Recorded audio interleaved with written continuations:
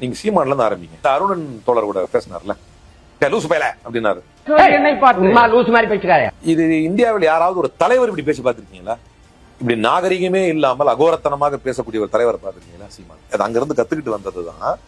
எல்லாரையும் ஒத்த வார்த்தை போட்டு பேசுறது. மத்தவன் பேசலாம், தலைவரே பேசலாமா, இவர் பேசுவாரு.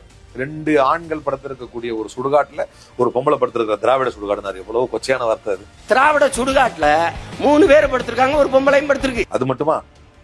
என்ன கேட்டாங்க, பொம்பளை ரசிகர்கள்லாம் இப்போ ஜாஸ்தி ஆயிட்டாங்க. என்ன இப்பெல்லாம் பார்த்து சீமாண்டி அப்படின்னு சொல்றாங்க. என்ன பார்த்து எவ்வளவு உன் மேல ஒரு எவ்வளவு பெரிய அலிகேஷன் வச்சிருக்காங்க. நான் பர்சனல் மட்டும் நீங்க பேச மாட்டேன், ஆனா இந்த அவருடைய மேடை பேச்சுல இருந்து சொல்றேன். சீமாண்டி நம்ம கூட இவனை பெரிய சிடுமூஞ்சி நினைச்சோம், இவங்கிட்டயும் பல ரொமான்ஸ் இருக்கு போல இருக்கு. எவ்வளவு இதோட நிறுத்தினா பரவாயில்ல. நான் இதனாலதான் இடும்பான கார்த்திகை கூப்பிட்டு சொன்னேன், உனக்கு இதெல்லாம் கிரேடரா, நீ கவலைப்படாதுன்னு சொன்னேங்கிறார். இன்னைக்கு நாற்காலத்தை கடிச்சிட்டாங்க. தப்பு யார் செய்தாலும் வன்முறை கண்டிக்கத்தக்கது. அது திமுகவே செய்தாலும் கடுமையாக கண்டிக்கத்தக்கது.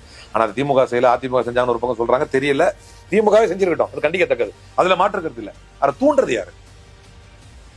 அந்த மாதிரி ஒரு நாகரிகமற்ற ஒரு கும்பலை உருவாக்கி வைத்தது யார்? சீமான். நாகரிகமற்று பேச வைக்கிறது யாரு? சீமான்.